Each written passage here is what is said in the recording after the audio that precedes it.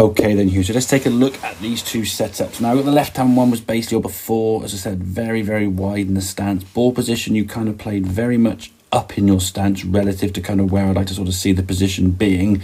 You said kind of like left heel, so if we look at kind of that position there now, for me it's a little bit further forward than we'd want to be positioning, and the fact that your stance is so wide, just for me, puts it a long way forward now of kind of your pivot point from your left shoulder there. So for me, getting a little bit narrower, bringing that ball position back just a little bit now, so the golf ball now positioned a bit more underneath kind of your left shoulder there.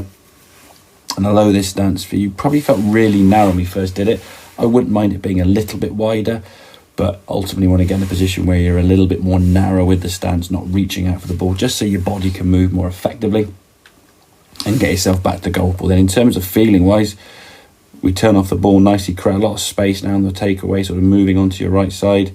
There's a good amount of kind of moving back to your left side, sort of recentering as we talk about, coming back in the golf ball. For me now, the feeling of you trying to hit a fade has to come from you trying to set up for a fade, as opposed to you trying to hang on to the club through impact. We can see as we come through here now, and a lot of this was probably stemmed from the left-hand one where you were just so far back from the ball, trying to reach out and sort of pull the handle through.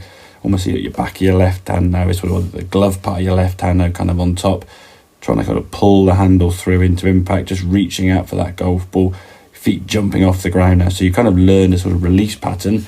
In actual fact, I would say that left hand one, if we look at that in comparison to this right hand one, probably a better release, ironically, because the ball found a different, but how much higher your left arm is here. Now, whether that was, I think, because you felt nearer the ball, because the ball wasn't quite so far forward, so therefore you reacted to that, obviously. But the sensations we said, the sort of you're flinging that ball bearing out the end of the shaft through here now. So at this point here now, the club would expect you to lining back up with your belt buckle as you move on to the left. I think the key thing for you is finishing and being able to sort of stay there. If we're sort of falling backwards here at the end, it generally means sort of moving away from the ball. And a lot of these movements that we saw, sometimes even new movements you've never done before, were more caused by the fact you were just reacting to this much narrower stance, and the ball, as you said, feeling a lot further back in your stance. So just worth checking in front of the mirror there a few times.